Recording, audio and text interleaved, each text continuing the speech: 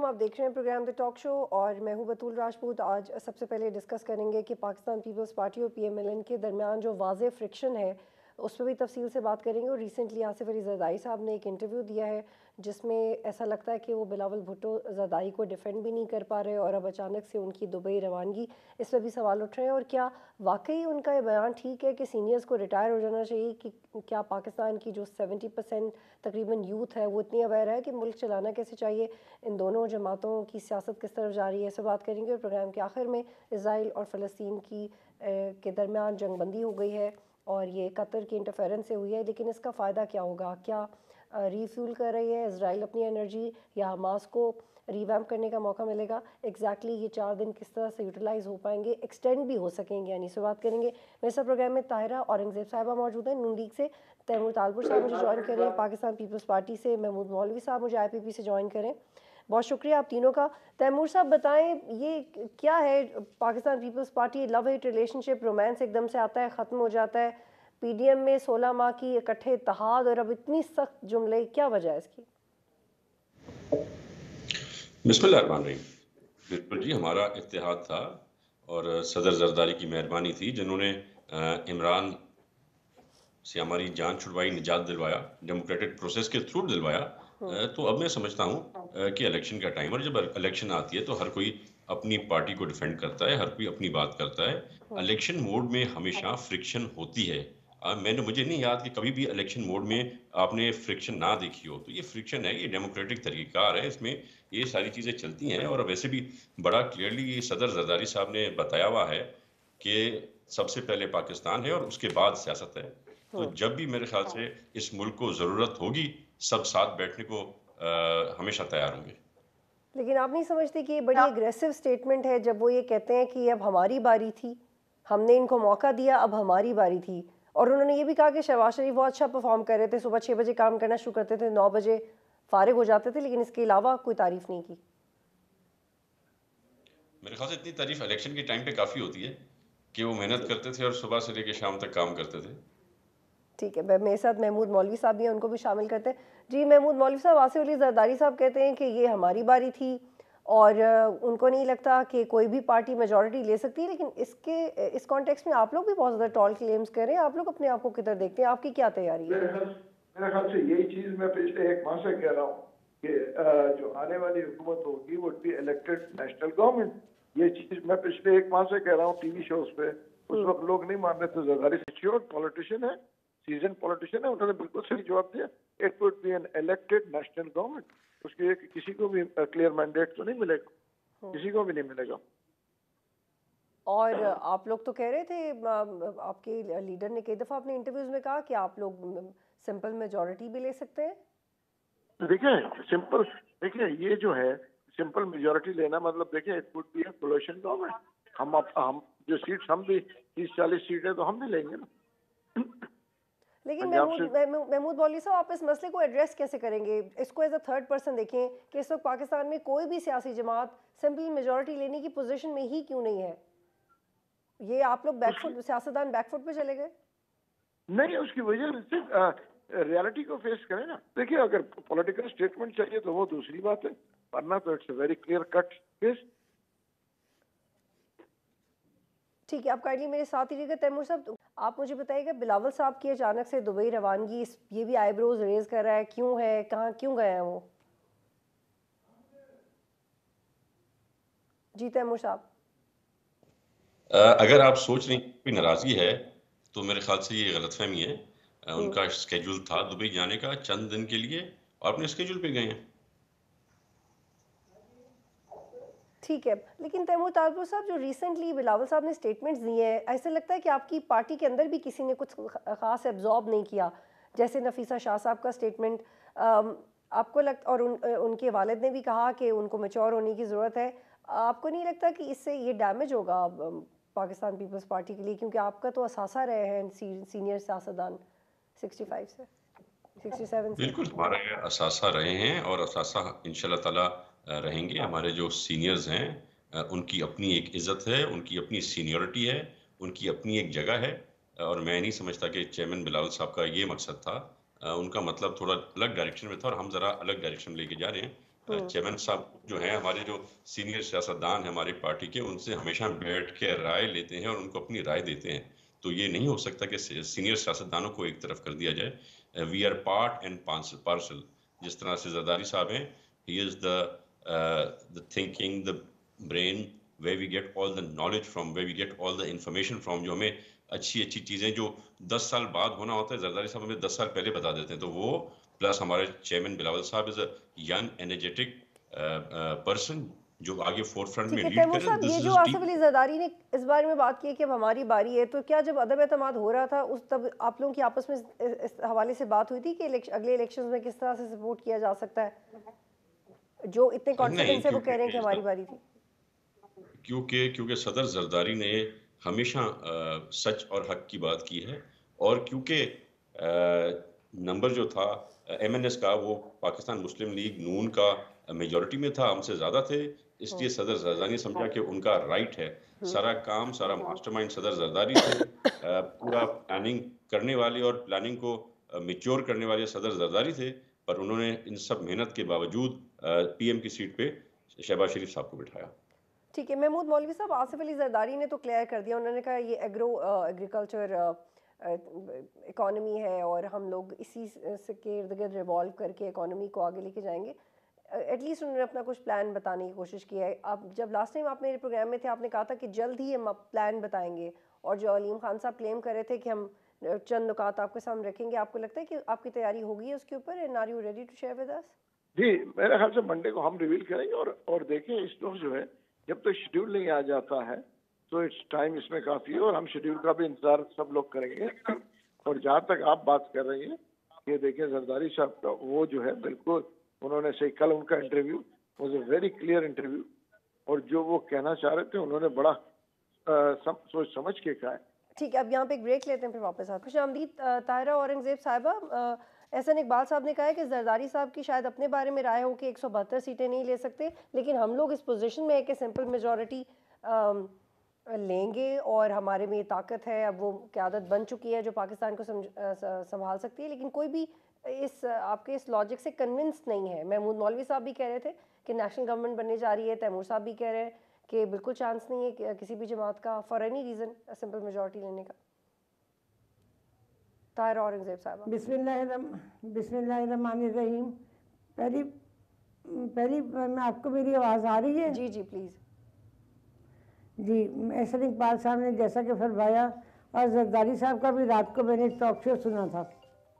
جی، وہ جو ان کا چل رہا تھا، انہوں نے کہا کہ 172 سیٹس ہیں. دیکھیں، الیکشن کے لیے جو ہمارے لیے بہت ضروری ایک کام تھا وہ یہ تھا کہ محمد نواز شریف کی واپس پاکستان میں آنا اور اس کے بعد الیکشن کمپین کو لیڈ کرنا.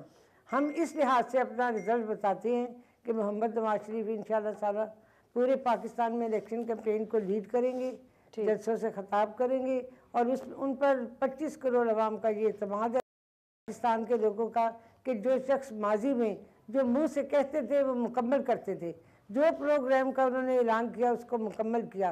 انہوں نے آئی ایم ایف کے پروگرام کو کہا کہ اس دور میں ہم اس کو کمپلیٹ کریں گے اور اس کو بائی بائی کہا.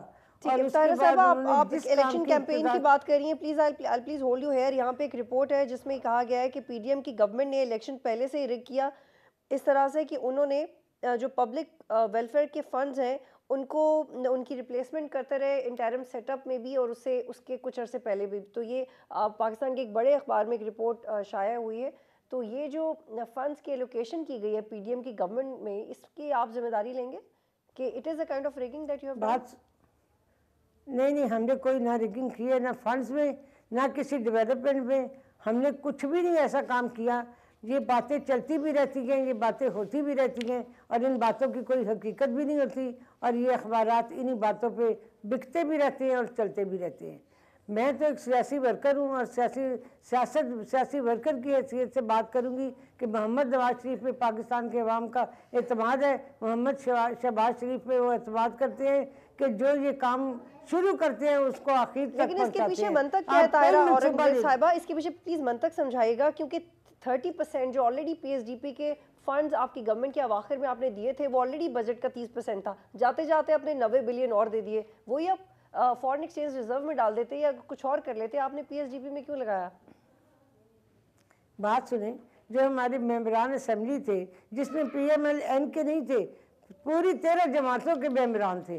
میں نے نہیں کہا کہ پی ایم ایل این کو یہ فنڈز دیے گئے, پی ڈی ایم میں 13 سیاسی جماعتیں تھیں, تمام کے ممبران موجود تھے اور سب کو ڈیولپمنٹ فنڈ چاہیے تھے.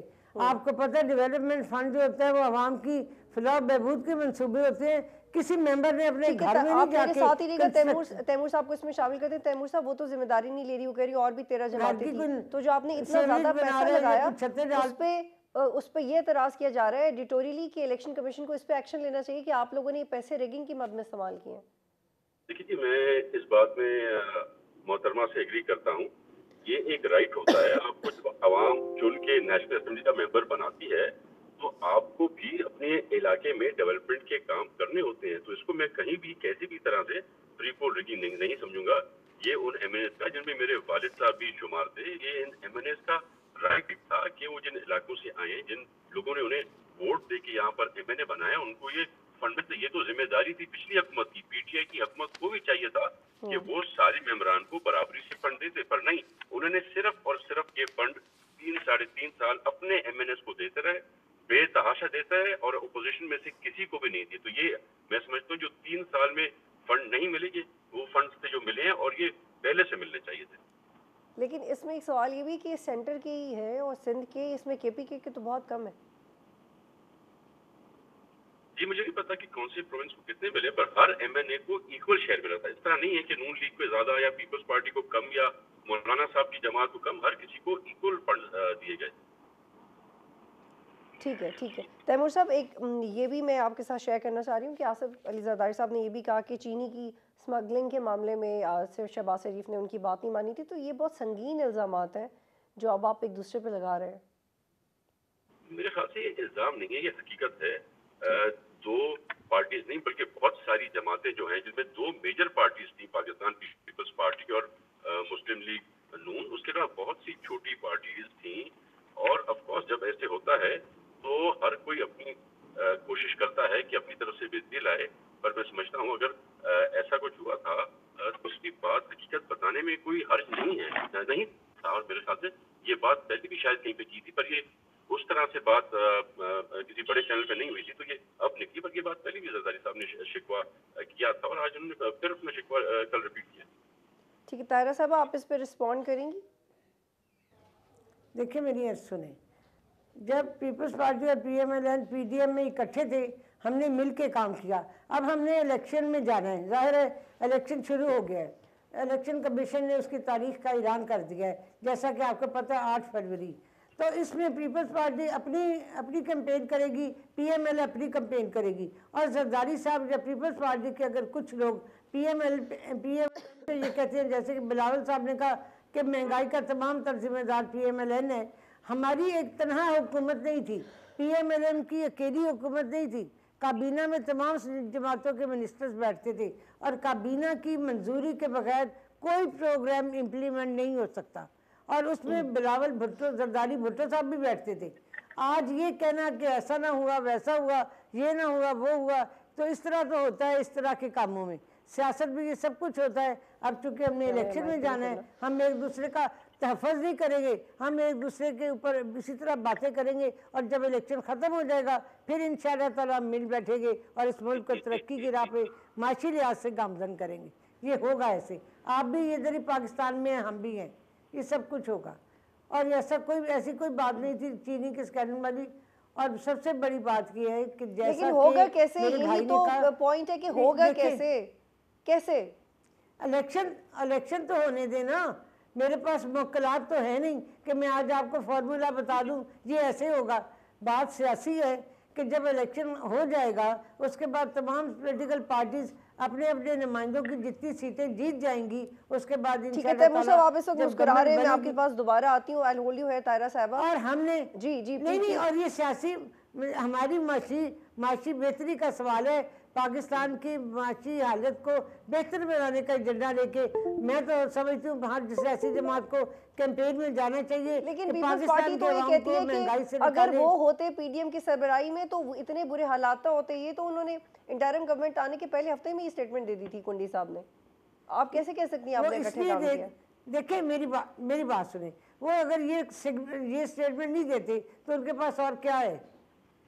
हर एक ने इलेक्शन में जाना है अपना एक स्लोगन लेके, तो वो तमाम तर जिम्मेदारी हम पे डाल दें। हम इस जिम्मेदारी को अपने कंधों पे उठाने को तैयार हैं और हम आवाम के पास भी जाएंगे, हम आवाम को जाके बताएंगे कि हमने क्या किया 16 माह में, और अगर हम ना आते तो मुल्क डिफॉल्ट के दहाने पे था।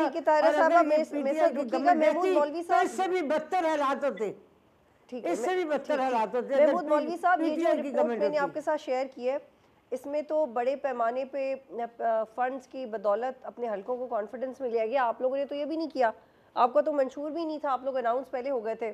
अब आप लोग सिंपल मेजॉरिटी क्या लेंगे, नेशनल गवर्नमेंट ही बनेगी, तो आपको लगता है कि आपका फैसला ठीक था आईपीपी में जाने का? क्योंकि एटलीस्ट नून लीग का मुस्तकबिल तो नजर आ रहा है, फॉर एनी रीजन नजर आ रहा है, आपका तो नहीं नजर आ रहा। नजर आने के वक्त वो तो वक्त बताएगा 8 तारीख को, और ये मैं बता दूं मैं काफी कॉन्फिडेंट हूँ और इंशाल्लाह हम भी सीटें निकालेंगे। जैसे कल जरदारी साहब ने कहा ये सब मिलके हुकूमत बनाएंगे, उसकी वजह कि क्लियर मेजॉरिटी नहीं है। और अगर नवाज शरीफ साहब कह रहे हैं कि देखिए वो अपने अल्फाजों को भी खुद तरदीद करते हैं, वो कहते हैं कि जी मैं सबको लेके साथ चलूंगा, तो फिर अगर उनके पास 2/3 मेजॉरिटी होगी तो उनको सबको साथ लेके चलने की जरूरत क्या है? फिर तो वो खुद डिक्टेट करें। मगर that's not the reality. Reality ये है कि basically it would be elected national government.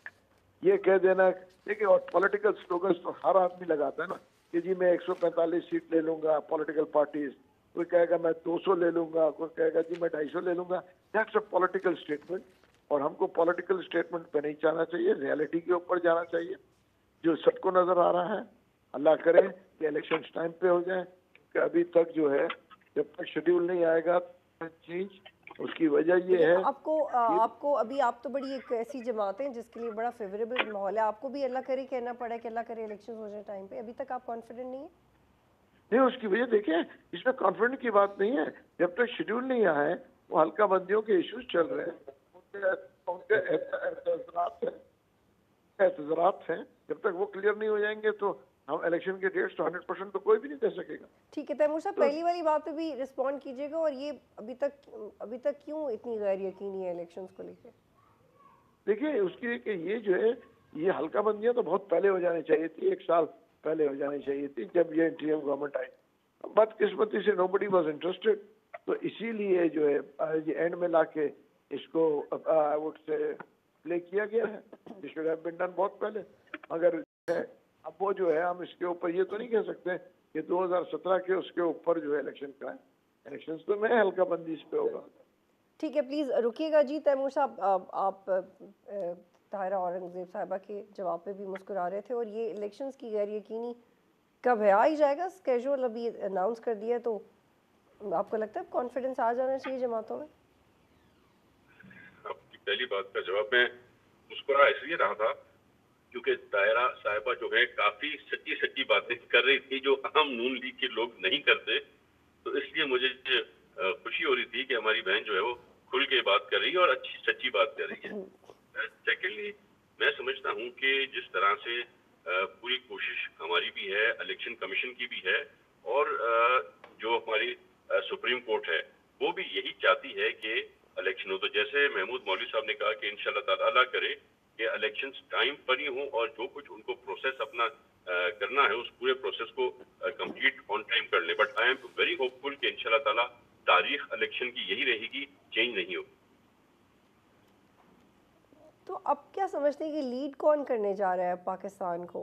क्योंकि जो आपका ट्रस्ट डेफिसिट है वो बहुत बढ़ गया है अभी, और जिस तरह की स्टेटमेंट्स आपने दी हैं ये बात इतनी कन्विंसिंग नहीं है कि इलेक्शन के बाद आप फिर बहुत कंफर्टेबल होकर एक वर्किंग रिलेशनशिप में आ जाएंगे आप और नून लीग। देखिए जी, एक चीज बड़ी क्लियरली तकरीबन सारी पार्टीज की लीडरशिप ने तो की है, पर अव्वल बात जो है ये जो की थी सदर जरदारी ने की थी कि पहली जो हमारी प्रायोरिटी है वो पाकिस्तान है, वो सियासत नहीं है। और उन्होंने बड़ा क्लियरली कहा था कि हमें जहां भी जरूरत पड़ेगी हम सारे साथ बैठेंगे इस मुल्क की बेहतरी के लिए, इस मुल्क की معیشت کو سدھارنے کے لیے. تو میں سمجھتا ہوں کہ الیکشن کے بعد بالکل صحیح فرمایا ہماری بہن نے کہ الیکشن کے بعد جب بھی ضرورت پڑے گی سارے ایک ساتھ بیٹھیں گے اور میں سمجھتا ہوں صدر زرداری ان کو لیڈ کریں گے. ٹھیک ہے جی. طاہرہ صاحبہ آپ بتائیے گا کہ جو آپ کو لگتا ہے کہ آپ کی پارٹی اب کمفرٹیبل ہے نواز شریف کی لیڈرشپ کے ساتھ، کیونکہ جو آپ کے پرانے ساتھی تھے ان میں سے تو بیشتر دور ہوتے جا رہے ہیں. کون سا دور ہوئے؟ ہمارے پاس تو لوگوں سے دور ہوئے ہوئے واپس آ رہے ہیں، ہمارا تو کوئی دور نہیں ہوا. اور محمد نواز شریف صاحب جیسا میرے بھائی نے کہا کون واپس آیا؟ صاحب لیڈ طاہرہ کریں گے. اورنگزیب صاحب واپس کون آیا؟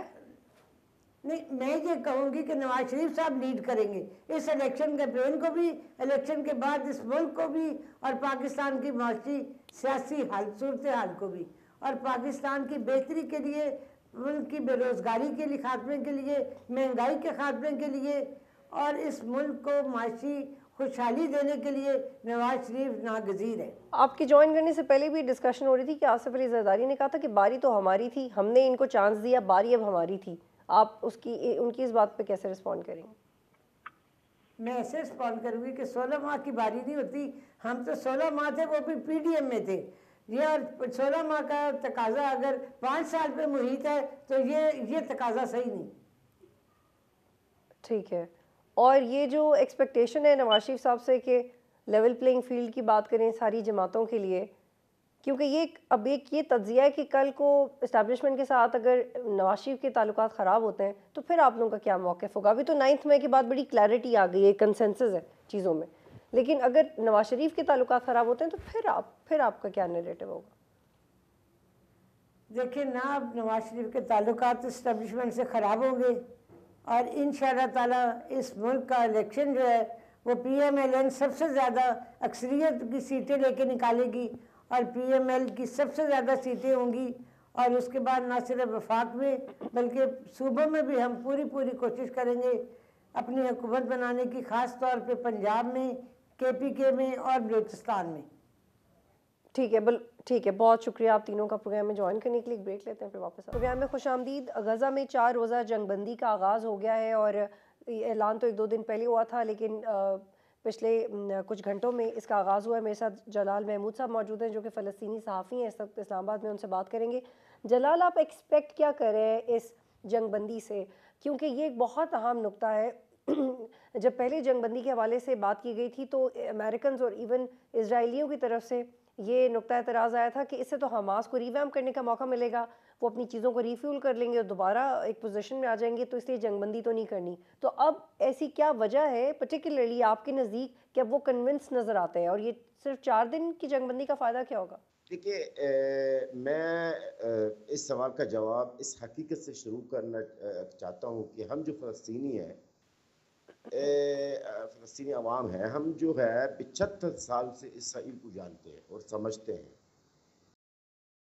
اور ہمیں اسرائیل اور ان کی وعدوں اور ان کی معاہدوں پر بھروسہ نہیں ہے. لیکن میرے خیال میں اسرائیل اس معاہدہ پر عمل درآمد پر پابندی کر سکتا ہے اور جنگ بندی میں توسیع کرنا میں بھی آمادہ ہو جائے گا. لیکن سوال، کیا اسرائیل نے جو جنگ بندی کا معاہدہ انہوں نے کیا ہے، ہمارے ساتھ ہے، فلسطینی کے ساتھ ہے، حماس کے ساتھ ہے، کیا یہ واقعی اس کے پیچھے کچھ اور بھی باتیں ہیں؟ یہ آنے والے دنوں میں پتہ چل جائے گا. جی ٹھیک ہے. جلال صاحب، کچھ دن پہلے میرے ساتھ مشتاق احمد صاحب موجود تھے، سینیٹر جماعت اسلامی کے. وہ غزہ کے امدادی سامان کو لے کے گئے بھی تھے وہاں پہ. انہوں نے ہمیں بتایا کہ اسرائیلیوں کی اجازت اور اپروول کے بغیر امدادی سامان بھی وہاں پہ نہیں پہنچ سکتا، لیکن اس جنگ بندی کے بعد تقریباً روزانہ کے 200 ٹرکس امداد کے فلسطین میں جائیں گے، لیکن اسرائیلیوں کی پرمیشن سے. اور انہوں نے، جو کہ بڑا ایکٹیولی وہاں پہ کام کر کے ہیں، انہوں نے یہ اعتراضات اٹھائے ہیں کہ پاکستان کو زیادہ ڈپلومیٹکلی ایکٹیو ہونے کی ضرورت ہے، اور ہم ایئر لفٹ کیوں نہیں کر سکتے جن کو بھی کر سکتے ہیں. ان دونوں پہ آپ کا کیا ایکسپیرینس ہے؟ کیا یہ ہو سکتا ہے؟ Is it possible? Is Pakistan not diplomatically active enough over this issue? بالکل ایکٹیو نہیں ہے پاکستان. ٹو بی فرینکلی، مجھے تو پاکستان ایکٹیو نظر نہیں آئی اس تقریباً 47-48 دن میں. سب سے زیادہ میری نظر ہے پاکستان کی حکومت پر ہے، تو مجھے کوئی ایکٹیویٹی پاکستانی حکومت کی نظر نہیں آئی. اور دوسری بات جو آپ نے پوچھا ہے کہ امداد کے بارے میں، امداد تو اب غزہ کے اندر پہنچنا شروع ہوا ہے، آج تقریباً کچھ 2-3 دن تک پہلے. جی ٹھیک ہے جلال صاحب، یہ بتائیے گا کہ آپ کیا سمجھتے ہیں کہ اس جنگ بندی کا جو پوٹینشیل ٹائم پیریڈ ہے، اس کو باقی ممالک کس طرح سے استعمال کریں گے؟ مسلم ممالک سے تو کوئی امید نہیں کی جا سکتی، لیکن ایٹ لیسٹ جو ایکٹیولی انوالو ہیں، قطر یا انڈائریکٹلی امریکہ، جو ایک فیک میڈیشن کا کردار ادا کر رہا ہے، ان 4 دنوں کی یوٹیلائزیشن کس طرح سے ہو پائے گی؟ کیا یہ ریگولر جنگ بندی ہوگی، بس جتنا سامان ہے دوبارہ جنگ شروع ہو جائے گی؟ آپ کی ایکسپیکٹیشن کیا ہے اس سے، ان 4 دنوں سے؟ میں آپ کو ایک بات، سب سے پہلے میں آپ کو یہ ایک بات بتانا چاہتا ہوں. جب 7 اکتوبر کو فلسطینی جنگجو نے حملہ کیا تھا اسرائیل کے اوپر ہے، تو فوری طور پہ جو بائیڈن وہاں پر پہنچا اور بنیامین نتنیاہو جو اسرائیل کے وزیر اعظم کو گلہ لگایا اور ان کے تسلی دی ہے. اب سوال یہ ہے، کیا ہمیں کسی نے کوئی گلہ لگایا؟ ہمارے 57 مسلمان ممالکوں میں سے کسی نے فلسطینیوں کو جا کر گلہ لگایا؟ انہوں نے تو فلسطینیوں کو بھوک کا پیاسا چھوڑ دیا. سب کے سامنے قتل عام ہو رہا تھا، ہمارے بچے ٹکڑے ٹکڑے ہو رہے تھے. لیکن جلال صاحب، میں آپ سے یہ سوال کری تھی کہ ان 4 دنوں کی یوٹیلائزیشن کس طرح سے ہو سکے گی؟ آپ کیا سمجھتے ہیں؟ دیکھیے، یوٹیلائزیشن میرے بات تو آج بھی اسرائیل نے ابھی جنگ بندی کے معاہدے کے اندر بھی انہوں نے 2 فلسطینیوں کو شہید کیے. میں نے کہا ابھی خبریں چل رہی ہیں کہ 2 شہید ہوئے اور میرا خیال 2 زخمی بھی ہیں. باقی رہا سوال یوٹیلائزیشن، دیکھیے قطر کوشش کرتا رہے گا کہ یہ جنگ بندی مکمل طور پہ ہو جائے، لیکن میرے خیال میں تھوڑا سا مشکل ہوگا، کیونکہ ابھی بھی اگر آپ دیکھ لیں تو امریکہ اور اسرائیل کے مابین اس بات بھی اختلاف ہے. امریکہ نے اسرائیل کو باقاعدہ ایک پیغام بھیجا ہے آج سے 3 دن پہلے کہ یہ جنگ جاری رکھنے میں اسرائیل کو نقصان کا سامنا کرنا پڑے گا، کیونکہ یہ جو قتل عام ہو رہی ہے اس میں اسرائیل کا امیج خراب ہو رہا ہے، ڈیمیج ہو رہا ہے. تو ابھی جو ہمیں نظر آ رہا ہے وہ یہی ہے کہ جو امریکہ کے اور اسرائیل کی مابین جو نا اتفاقی ہے اس بات پہ، یہ تھوڑا سا رکاوٹ بن سکتا ہے. لیکن یہ کیسی نا اتفاقی ہے کہ ایک طرف آپ میزائلز بھیج رہے ہیں، دوسری طرف آپ کنونس کر رہے ہیں آپ کا سوشل امیج خراب ہو رہا ہے؟ نہیں، اس کے ابھی جو بات دیکھیے، اس وقت امریکہ میں بھی امریکہ کے اندر بھی ایک، یہ آپ سمجھے 2 گروپس بن چکے ہیں. اب امریکہ کے اندر کچھ ابھی آوازیں اٹھنی شروع ہوئی ہیں. انہوں نے جو قتل عام دیکھی ہیں فلسطینیوں کے، تو وہاں پہ بھی احتجاج ہے، وہاں پر بھی ان کے پولیٹیشنز کی بھی اعتراضات شروع ہوئی ہے. تو دیکھیے، نا اتفاقی نا اتفاقی کا مراد یہ ہے کہ امریکہ یہ چاہ رہا ہے کہ مزید جنگ بندی رہے، یعنی مزید ایکسٹینڈ ہو جائے، جس پہ وہ اسرائیل آمادہ نہیں ہے. اسرائیل کہتے ہیں کہ بس 4 دن ختم ہو جائیں گے تو ہم دوبارہ جنگ شروع کریں گے. امریکہ اس بات بھی ایگری نہیں ہے. امریکہ کہہ رہے کہ نہیں، جتنا زیادہ ٹائم ملے گا اتنا ہماری جو قیدی ہیں وہ رہائی ہوں گے. اور اسرائیل کا، لیکن جلال صاحب ایک اس پہ بھی بات کیجیے گا کہ جب یہ حماس نے حملہ کیا تو اس کی لیڈرشپ نے کہا کہ ہم تو چاروں طرف جائیں گے، اب یہ رکنے والا نہیں ہے سلسلہ. تو کیا ان کی اسٹریٹجی بھی چینج ہو جائے گی اور ان کا بہت نقصان ہوا اس کے بعد وہ اپنی اسٹریٹجی چینج کر دیں گے؟ کیونکہ انہوں نے اس تھاٹ کے ساتھ تو یہ انیشیٹ نہیں کیا تھا کہ ختم کریں. میں آپ کی سوال سمجھے نہیں، آپ نے کیا فرمایا؟ میں یہ کہہ رہی ہوں کہ کیا حماس بھی اپنی پالیسی کو ریوزٹ کرے گا حملہ کرنے والی کو اگر جنگ بندی میں توسیع ہوتی ہے؟ کیونکہ وہ تو بڑے ڈٹرمنٹ تھے کہ جنگ جاری رہے گی جب تک ہم آزاد نہیں ہو جاتے. تو انہوں نے اسٹیٹمنٹس دی تھیں، بڑی اسٹیٹمنٹس دی تھیں. کیا وہ بھی اپنی پالیسی چینج کریں گے اس بات کو لے کے؟ نہیں دیکھیے، حماس کا تو یہ جنگ کرنے کے لیے کل بھی آج بھی ان کا ایک ہی بیان ہے، ایک ہی ارادہ ہے کہ اگر اسرائیل جنگ کریں گے تو ہم بھی کریں گے، اگر وہ جنگ کے لیے آ رہے ہیں تو ہم بالکل تیار ہیں۔ اور ہم ویسے ہی اگر دیکھا جائے تو یہ جو حماس ہے، یہ جو جنگجو ہے، یہ انہوں نے شروع سے عزم کیے ہیں، ایک انہوں نے کہ ہمارا جنگ اسرائیل کے ساتھ اس دن تک رہے گا جب تک ہمارا ملک آزاد نہیں ہوتا۔ تو محترمہ میں آپ کو بتا دوں کہ میں نے وہی بات کی ہے کہ جب تک فلسطینیوں کو اپنا آزاد ریاست نہیں ہوگی، جب تک فلسطینیوں کو اپنا حق نہیں ملے گا تو ٹھیک ہے، بہت حماس شکریہ نہیں جلال ہوگی۔ محمود صاحب، آپ پروگرام میں جوائن کر رہے تھے۔ لیکن کیا اس جنگ بندی کے بعد ہمیں دیکھیں گے کہ دونوں پاورز اپنی پالیسی کو ری وزٹ کریں گے یا نہیں، اور کیا یہ واقعی 2 اسٹیٹ سولوشن یا فلسطین کی آزادی یا کسی بھی تیسرے آپشن جو امریکہ کہتا ہے کہ ایک اتھارٹی بنا دی جائے اور غزہ اور اسرائیل کو اس کے تحت چلایا جائے، کیا ایسا ہو پائے گا یا نہیں؟ دعا یہی کی جا سکتی ہے کہ جو دنیا کی پوٹینشیل طاقتیں ہیں وہ اس کو سارٹ آؤٹ کریں، لیکن بدقسمتی سے نظر نہیں آ رہا۔ پروگرام دیکھنے کا شکریہ، اللہ حافظ۔